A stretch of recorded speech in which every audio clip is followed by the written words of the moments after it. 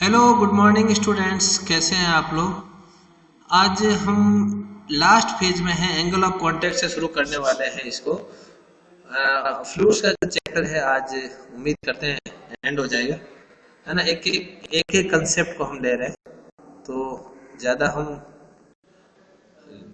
गहराई में जाने के बजाय छोटे छोटे कंसेप्ट हैं angle of contact, surface tension के ड्रॉप्स एंड बबल्स, ये आज हम कंप्लीट कर देंगे।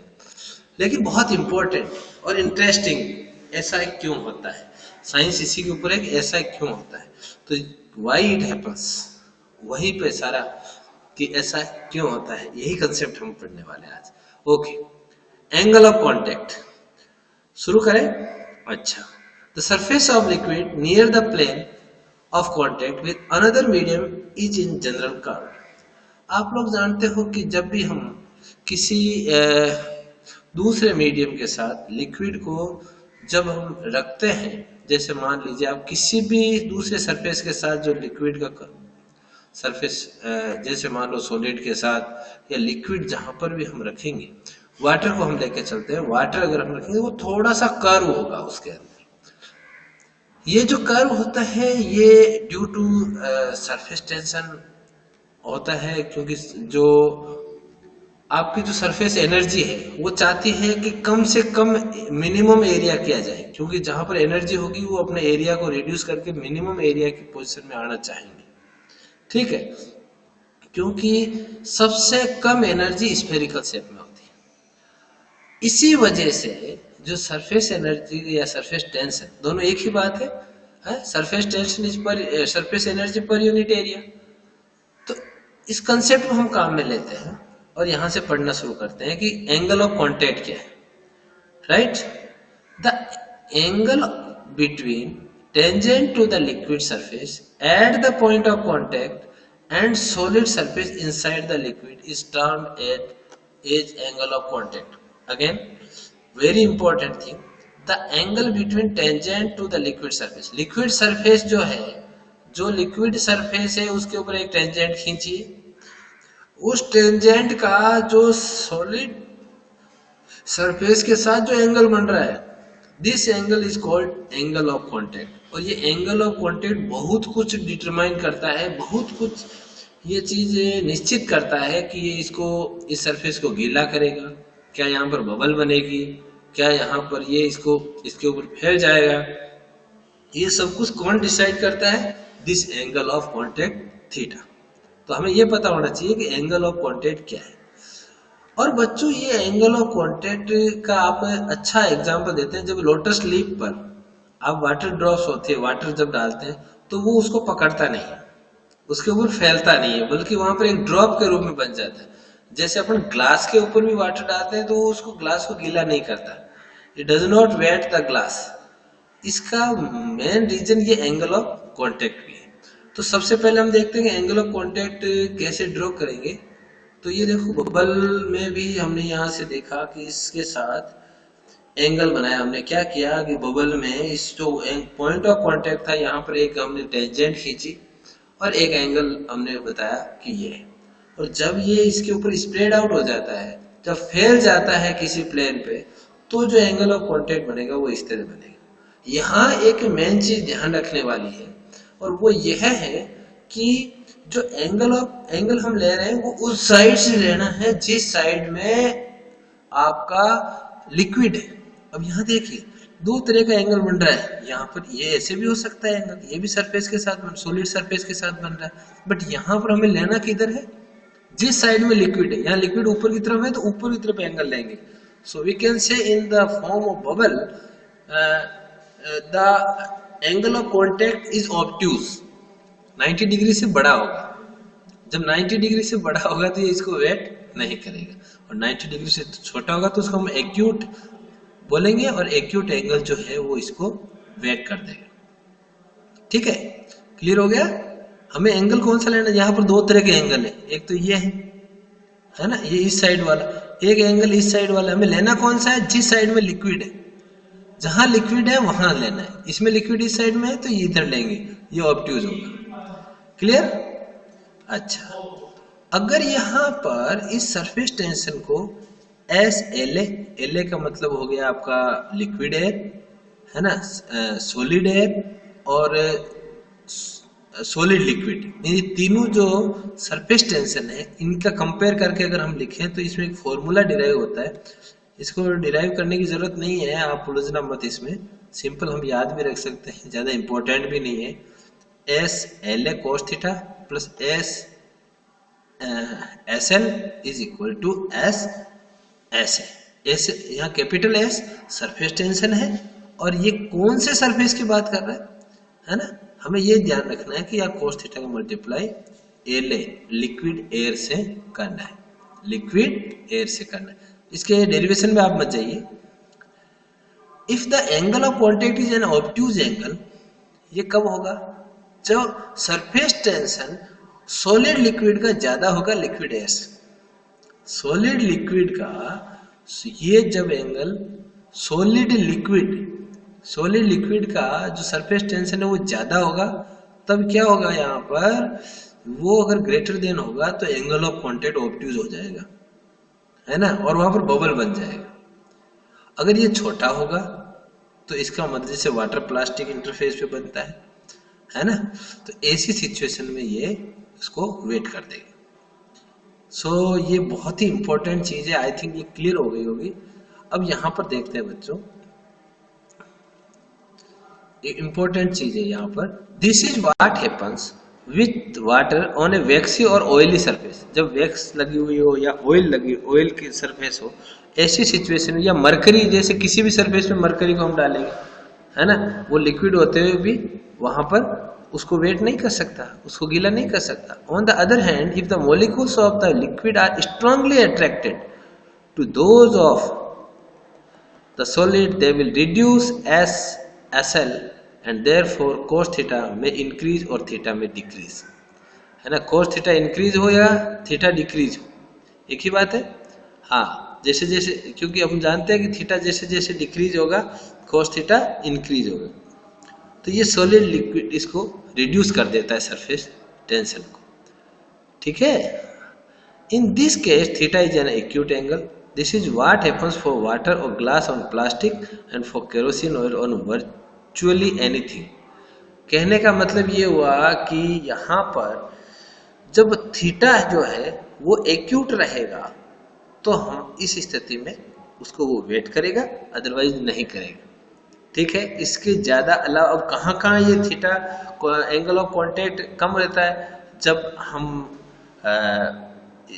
किसी प्लास्टिक के ऊपर वाटर डालें, है ना, या केरोसिन डालें। केरोसिन कहीं पर भी डालेंगे तो वो वहां पर स्प्रेड आउट हो जाएगा किसी भी सरफेस पे। Soap, detergent, dyeing substance are wetting agents. ये वेटिंग एजेंट्स क्यों है डिटर्जेंट, ये डाइंग जिससे हम डाई करते हैं, ये इसलिए कि वहां पर ये उसका सरफेस टेंशन रिड्यूस कर देते हैं, ठीक है ना। सरफेस टेंशन को क्या कर देते हैं, रिड्यूस कर देते हैं, एंगल ऑफ कांटेक्ट को भी स्मॉल बना देते हैं, कम कर देते हैं, ठीक है। समझ में आई कहानी, बस यही सब कुछ है आपका angle of contact. Angle of contact किधर खींचेंगे, याद रखना है, वेरी इंपॉर्टेंट, लिक्विड की तरफ वाला एंगल लेना है। Now drops and bubbles. One consequences of surface tension is that free liquid drops and bubbles are spherical in effect of gravity can be neglected. You must have this especially clearly in the small drops just form in a high speed spray or jet and in soap bubbles blown by most of us in childhood, है ना। अपन ने soap के bubble बनाए होंगे फूंक मार के, है ना, तो वो ऐसे क्यों बनते हैं, हम उसमें फूंक क्यों मारते हैं, है ना। Why are the bubbles are spherical, वो spherical क्यों है, What keeps soap bubble stable, ये सब कुछ हम इसके अंदर पढ़ेंगे। सबसे पहले हमें ये ध्यान रखना है ड्रॉप और बबल में डिफरेंस क्या है। ड्रॉप जो होती है अंदर से भरी हुई होती है, और अगर अंदर केविटी आ गई, है ना, एयर का यहाँ पर कुछ अंदर की साइड में आ गया, तो उसको हम बोलेंगे बबल। देखो शुरुआत बिल्कुल बेसिक से करनी चाहिए, है ना। ड्रॉप और बबल में क्या फर्क है, ड्रॉप पूरी अंदर से भरी हुई होगी उस लिक्विड से, जबकि यहाँ पर उसमें बबल में केविटी होगी। तो यहाँ पर जो प्रेशर का भी एक डिफरेंस यहाँ पर हम ऑब्जर्व करेंगे। अब देखिए बच्चों, यहाँ से एक छोटा सा डेरिवेशन करते हैं जो कि बार बार न्यूमेरिकल्स में काम आएगा। अनदर पहले तो ये पढ़ लेते हैं कि भाई जो ये लिक्विड ड्रॉप होती है वो स्फेरिकल ही क्यों होती है। तो बच्चों यहाँ पर क्या है कि वो यहाँ सरफेस जो है, यहाँ से पढ़ना शुरू करते हैं। Liquid air interface has energy. भाई लिक्विड एयर जो इंटरफेस होगा उसका एनर्जी होगी। So this for a given volume the surface with minimum energy is the one with the least area. Minimum energy कहाँ पर होगी? जब एरिया लीस्ट होगा। तो कोई भी स्टेबल बनाने के लिए कोई भी चीज हो, जितने भी मैकेनिकल रिएक्शंस होती है अपने फिजिक्स में, तो हाँ वो जिसमें एनर्जी वो मिनिमम एनर्जी के रूप में रहना चाहता है, चाहे सरफेस हो चाहे कोई दूसरी एक्टिविटी हो। तो मिनिमम एनर्जी कब होगी? जब लीस्ट एरिया होगा। और स्फीयर में ही ये प्रॉपर्टी होती है कि वो लीस्ट एरिया अकोमोडेट कर लेता है। इसीलिए उस सरफेस एनर्जी को काम में लेते हुए कोई भी बबल, कोई भी ड्रॉप अपने मिनिमम एरिया में जाना चाहेगी, लीस्ट एरिया में जाना चाहेगी, क्योंकि वहां पर उसको मिनिमम एनर्जी उस सरफेस की होगी और वो ज्यादा स्टेबल होगा। हर कोई बबल अपना जीवन बचाने के लिए स्टेबल रहना चाहेगा, अदरवाइज वो वहीं पे बस्ट आउट हो जाएगा। तो उस मिनिमम एनर्जी में जाने के लिए उसको लीस्ट एरिया कवर करना होगा, और लीस्ट एरिया किसका होता है? स्फीयर का होता है। इसी वजह से ये लीस्ट एरिया मतलब बबल्स वगैरह सारे स्फेरिकल फॉर्म में रहते हैं। अब देखो कि ये जो स्फेरिकल ड्रॉप है, मान लीजिए कि इसके अंदर जो प्रेशर अंदर वाला और बाहर वाले में कुछ डिफरेंस आने की वजह से ये इक्विलिब्रियम में नहीं रहेगी। तो क्या होगा कि वहां पर कुछ एक्स्ट्रा एनर्जी कवर होगी उस इक्विलिब्रियम को बनाने के लिए। जैसे अंदर और बाहर का जो बबल के अंदर और बाहर का या ड्रॉप हो, उसका बैलेंस करने के लिए, मतलब इक्विलिब्रियम में रखने के लिए उसको उतनी एनर्जी एक्स्ट्रा कवर करनी पड़ेगी। और ये एनर्जी किस रूप में होगी बच्चों? वो वहां पर जितना वर्क डन हुआ उसको बनाने का। जैसे मान लो आर रेडियस का कोई है, तो वो उसके अंदर थोड़ा सा इंक्रीज हो जाएगा, क्योंकि अंदर का प्रेशर जो है वो लार्जर है बाहर के प्रेशर से। Inner pressure is more than outer pressure. ये प्रेशर डिफरेंस कितना है, इसी को यहां पर हम कैलकुलेट करते हैं। Suppose a spherical drop of radius R is in equilibrium, इस radius increase by del R, the extra surface energy is, तो 4 पाई आर स्क्वायर फॉर्मूला लगाएंगे। आउटर की तो कितने हो गए? आर प्लस डेल आर, और पहले कितनी थी? 4 pi are square multiplied by surface tension. Why area से क्यों मल्टीप्लाई किया? क्योंकि surface tension is also a surface energy per unit area. जैसे एरिया से मल्टीप्लाई किया, टोटल यहाँ पर सरफेस एनर्जी आ गई। इसको जब कैलकुलेट करेंगे तो डेल आर का होल स्क्वायर वाली टर्म को तो अपन गायब कर देंगे, क्योंकि del r is so less, है ना। और 4 पाई आर इसको कैंसिल आउट हो जाएगा, बचेगा क्या? 2ab वाली टर्म, यानी 8 पाई आर डेल आर, और बाहर मल्टीप्लाई करेंगे S surface energy of liquid air surface. अब देखो ये जो यहाँ पर एक्स्ट्रा सरफेस एनर्जी कैसे अकोमोडेट हुई? जो वर्क डन हुआ इसको बढ़ाने में, जैसे ही इसकी रेडियस इंक्रीज हुई कुछ वर्क डन यहाँ पर हुआ, उसको निकालो। तो वो वर्क डन कितना होगा? Pressure difference multiplied by area. ठीक है, प्रेशर डिफरेंस कितना है? प्रेशर डिफरेंस कितना है? P1 माइनस पी नॉट, यानी P outer inner minus P outer, ये है ना। प्रेशर डिफरेंस तो इतना, अंदर का प्रेशर ज्यादा है, तो प्रेशर डिफरेंस कितना होगा? P inner minus P outer multiplied by area 4 pi are square, और वर्क डन में जितना डिस्प्लेसमेंट हुआ डेल आर। ठीक है, अब ये एनर्जी, ये वर्क डन किस रूप में स्टोर हुआ?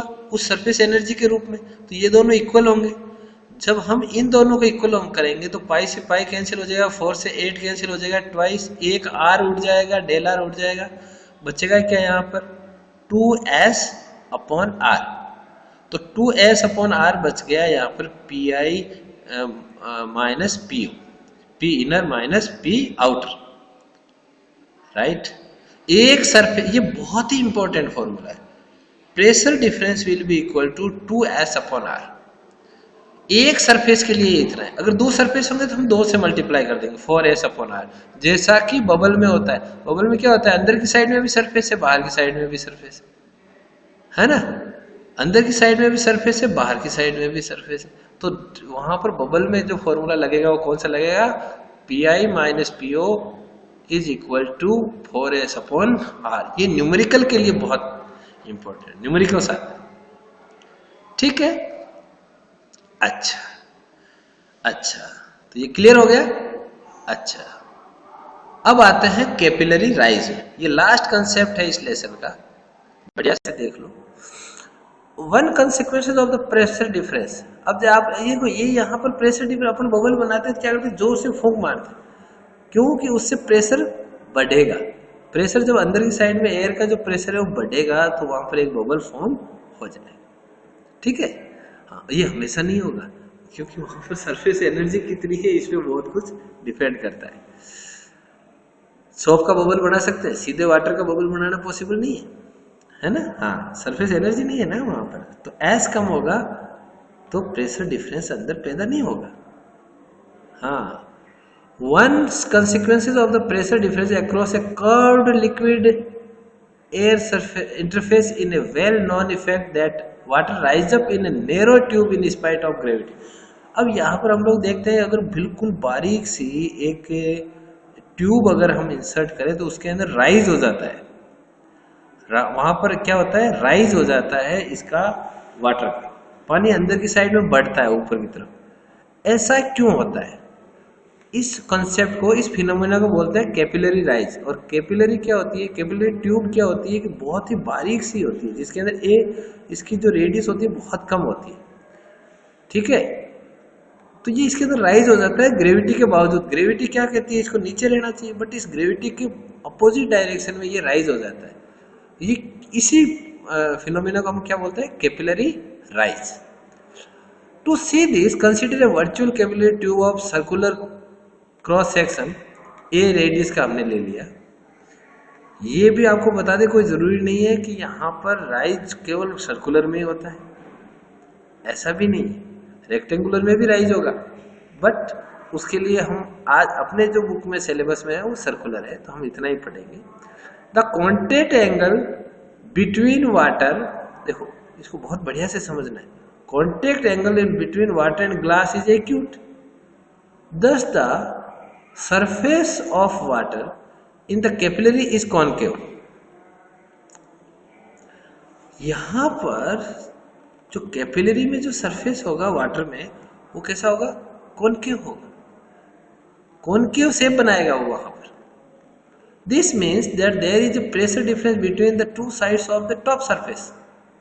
इसका मतलब ऊपर जो टॉप सरफेस है उसके अंदर भी प्रेशर का डिफरेंस है। This is given by, again formula वही, और जिसमें आर को अपन ए कोस थीटा लिख सकते हैं बड़े आराम से।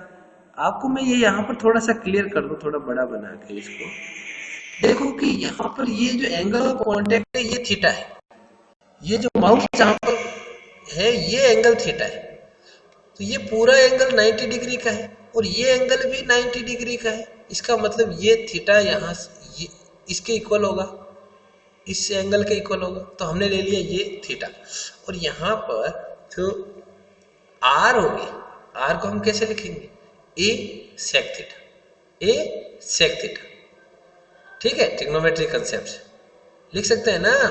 Are upon a is equal to r upon r, क्या है, ये जो मिनिस्कस बन रहा है इसको बोलते हैं, ये जो ऊपर की साइड में ये इस तरह का जो सरफेस सॉलिड सरफेस के पास में है तो ये ऊपर से तरफ थोड़ा उठा हुआ रहेगा, और ये जो कॉनकेव शेप यहाँ पर बन रही है, कॉनकेव शेप जो यहाँ पर बन रही है ये है, इसकी रेडियस जो है वो आर है, और कैपिलरी जो ट्यूब है इसकी रेडियस ए है, तो आर अपॉन ए जो होगा वो सेक थीटा होगा। इसका मतलब आर किसके इक्वल हो गए, ए सेक थीटा, राइट, समझ में आया ना। ये थीटा, ये जो थीटा बन रहा है ये है एंगल ऑफ कांटेक्ट, और ये यहाँ पर चला जाएगा क्योंकि ये एंगल पूरा 90 डिग्री और ये भी 90 डिग्री, तो यहाँ पर ये थीटा यहाँ पहुंच जाएगा, जिसको हम यूज करके लिख सकते हैं। अच्छा ठीक है, तो इस a sec theta 1/sec theta cos theta लिख दिया, तो 2s upon a cos theta. Thus the pressure of water inside the tube just at the meniscus is less than the atmospheric pressure. अंदर की साइड में यहाँ पर pressure कम है, meniscus के जस्ट पास में। समझ में आई? यहाँ पर प्रेशर थोड़ा सा वाटर के अंदर कम है, इसीलिए यहाँ पर नीचे की तरफ दबा हुआ है और कॉनकेव शेप यहाँ पर मिनिस्कस का बन रहा है। Consider the 2 points A and B, they must be at the same pressure mainly. मान लो वहां पर बिल्कुल पास पास में अगर हम 2 पॉइंट ले लेते हैं, यहाँ देखिए, शायद आपको मैं समझाने में कामयाब हो जाऊं। ये 2 पॉइंट ले लिए मैंने A और B, ठीक है, बिल्कुल पास पास में ले लिए। तो ऐसी सिचुएशन में दोनों में प्रेशर का डिफरेंस है। यहाँ प्रेशर अलग है, यहाँ प्रेशर अलग है। यहाँ प्रेशर हल्का सा कम है अंदर की साइड, हल्का सा जो प्रेशर कम है उसकी वजह से तो राइज हो रहा है वाटर। अगर दोनों में प्रेशर हालांकि ऊपर से ओपन है, बट इस सरफेस टेंशन की वजह से यहाँ पर सरफेस टेंशन है ना इस सॉलिड का। ये जो सॉलिड सरफेस है, जो कांच की जो ग्लास की सरफेस है, उसका इसका यहाँ पर टेंशन होने की वजह से थोड़ा सा प्रेशर डिफरेंस पैदा हो गया और ये राइज भी हो गया और यहाँ पर एक मेनिस्कस भी फॉर्म हो गया। ठीक है, ये प्रेशर डिफरेंस कितना है ये देखिए, ए तो बाहर की तरफ है, यहाँ पर तो rho g h प्लस ये हो गया P not atmospheric pressure plus rho g h, where rho is the density of water, h is the capillary rise। ठीक है, ये दोनों तरफ आ गया। यूजिंग दिस फॉर्मूला, दोनों प्रेशर डिफरेंस को इस फॉर्मूला को यूज करेंगे तो rho g h, क्योंकि ये P माइनस पी नॉट हो जाएगा rho g h, और ये P माइनस पी नॉट आएगा, तो दोनों को हम इक्वल लिखेंगे तो एक नया फॉर्मूला आएगा rho g h is equal to 2s cos theta upon a। ठीक, the discussion here to make it clear that the capillary rise is due to the surface tension। surface tension के कारण ही capillary rise यहाँ पर हो रहा है। अब यहाँ पर एक एग्जांपल लेके बताया कि अगर कैपिलरी राइज जो ट्यूब है उसकी अगर रेडियस 0.05 सेंटीमीटर हो तो, और सरफेस जो वाटर का सरफेस टेंशन है उसको अगर हम यूज करें 0.073 लेते हैं जैसा कि टेबल दिया है, तो 2.98 सेंटीमीटर तक का कैपिलरी राइज ऊपर होगा। ठीक है, अगर इसका उल्टा हो जाए, जैसे क्या होगा कि वहां पर जो मिनिस्कस कॉन्वेक्स बन जाए, ऊपर की तरफ कोई जरूरी नहीं है कि हमेशा ही कॉनकेव शेप का बनेगा। जब हम मरकरी डालेंगे इसके अंदर लिक्विड वाटर के, जब हम मरकरी काम में लेंगे तो क्या बनेगा, मिनिस्कस कॉन्वेक्स बनेगा और यहाँ पर cos थीटा जो होगा वो नेगेटिव होगा। ठीक है, अरे भाई एंगल ऑफ कांटेक्ट हो जाएगा ना ऑब्ट्यूज, है ना, ऑब्ट्यूज हो जाएगा तो cos थीटा नेगेटिव हो जाएगा। मैथमेटिक्स वाले बच्चे बहुत बढ़िया से समझ रहे हैं, है ना। जैसे 90 डिग्री से आगे जाएगा ऑब्ट्यूज थीटा हो जाएगा, एंगल ऑफ कांटेक्ट बढ़ जाएगा तो cos थीटा नेगेटिव हो जाएगा। और वो जो आपका मेनिस्कस है वो जो कॉनकेव शेप था वो कैसा बन जाएगा, कॉन्वेक्स। ओके, अब आते हैं हम लास्ट चैप्टर, इसके कंसेप्ट है detergent and surface tension. We clean dirty clothes containing grease and oil sticking to cotton or other fabrics by adding detergent or soap to water, shocking clothes in it and shaking। हम क्या करते हैं, उसके अंदर detergent वाले water में इसको डालते हैं, उसको शॉक कराते हैं और उसके बाद उसको शेक करते हैं। इससे क्या होता है, वो साफ हो जाते हैं, जैसे ऑयल है, ग्रीस है, ये सब क्लॉथ्स के ऊपर से छोड़ दे। ऐसा क्यों होता है? Washing with water does not remove grease stains. This is because water does not weight greasy dirt। Water वहां पर उस ग्रीसी डर्ट को वेट ही नहीं करता। अगर वेट करता तब तो वो जो फ्लो ऑफ वाटर है उसके साथ ग्रीस मिल जाता, लेकिन वो वेट ही नहीं करता। वाई? कब वेट नहीं करेगा? जब angle of contact less more than 90 degree होगा। तो so because there is very little area of contact, तो एरिया ऑफ कांटेक्ट कम हो जाएगा। है ना, जितना स्प्रेड होगा उतना एरिया ऑफ कॉन्टेक्ट ज्यादा होगा, समझ गए। जो वेट नहीं करेगा तो एरिया ऑफ कॉन्टेक्ट कम हो जाए, एरिया ऑफ कॉन्टेक्ट समझ रहे हो ना, उसके साथ बबल टाइप का शेप बना देगा। एरिया ऑफ कॉन्टेक्ट कम होने का मतलब बबल टाइप का। This is a very little area of contact between them. If the water could weight grease, the flow of water could carry some grease away. अगर उसको wait कर देता तब तो वो फ्लो ऑफ वाटर के साथ ग्रीस चला जाता। Something of this sort is achieved through the detergents, the molecules of the detergents.